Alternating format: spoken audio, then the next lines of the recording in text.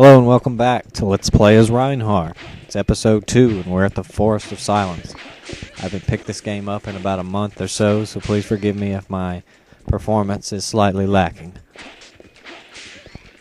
Alright, this level, you can pretty much skip the entire level as you could in Carrie's if you just ignore the whole switch and path jumping segment and take the block. What was that? It's like he did some kind of gasp for air while underwater, jump while hanging. Never mind.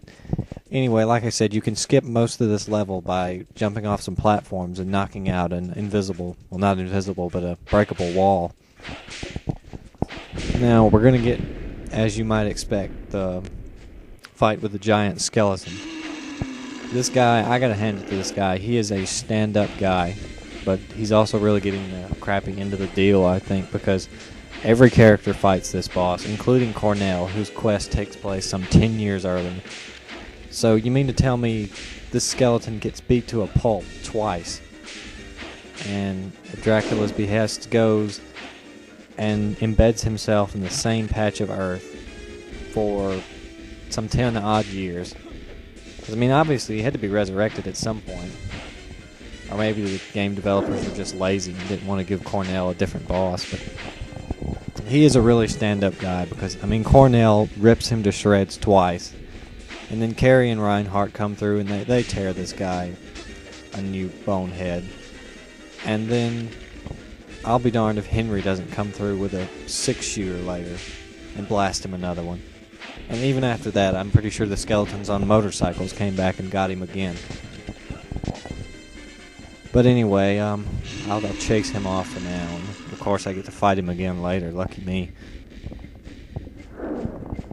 The recording quality looks a little bit better this time around. I don't know what's causing this colors run like wet paint kind of problem I'm getting, but if anybody has any input, you know, that'd be great. Also, I didn't know this, but you can actually whack that statue to make part of it fall off. Now I have to jump across here and fight Tony the Tiger, which he is mildly useful in the fact that he always drops a power-up, especially in Castlevania 64 when you needed it. Not to say that you don't need it here, but this game is a great deal easier than Castlevania 64. Oh no! I don't really understand. Oh great, a power-up dropped out of his crotch. This power-up's a bit musty, methinks. So anyway, after taking care of Tony the Tiger, and a bit of a lag spike, it seems the game has problems loading the skeletons that come out of the ground with the thunder sound effect, because you'll get noticeable slowdown, especially on high-res mode, whenever you encounter this effect. Now I jump through here whipping at nothing in particular. Grab the level 2 axe now. Alright, now this is the area where you can access the shortcut. I've never actually gone without doing the shortcut. The first time I played this level, I found this path by accident, and I've just never gone any other way, so I can't tell you anything about the full version of this level. I'm sorry. I'm pretty sure it's safe to say I could complete it should I want to, but to be honest, I'm just too lazy. I've been playing this game for years. I'm an old man at this game. I don't have anything to prove, so I'll just go this way. And yes, I did beat the hard mode, including the little optional boss fight with the Frankenstein gardener in the maze, which is a really nice effect. I think more games should have like optional bosses and stuff on hard mode. Of course, I'm sure a lot of them do, but I really liked what they did there. They actually gave you some closure, and that you finally got to beat that stupid chainsaw gardener. Whoop, don't pick that up.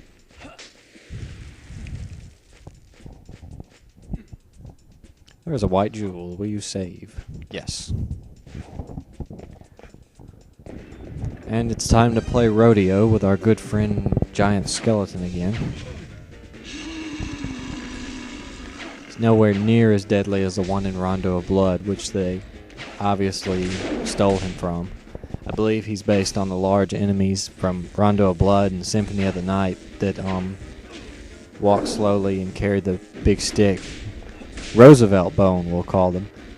And they try and hit you, and when they die, they create the black portal that they disappear into.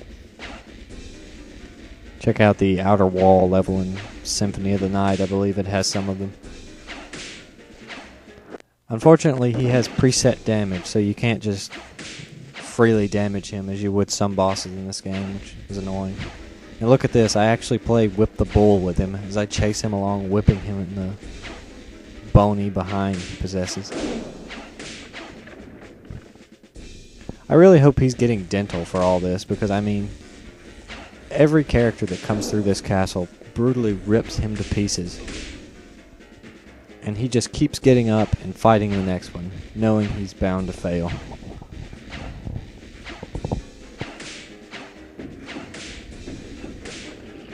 Ah, it's the end for our good friend.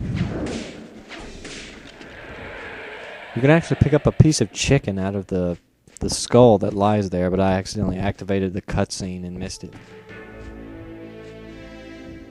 And I skipped it because you've seen it before.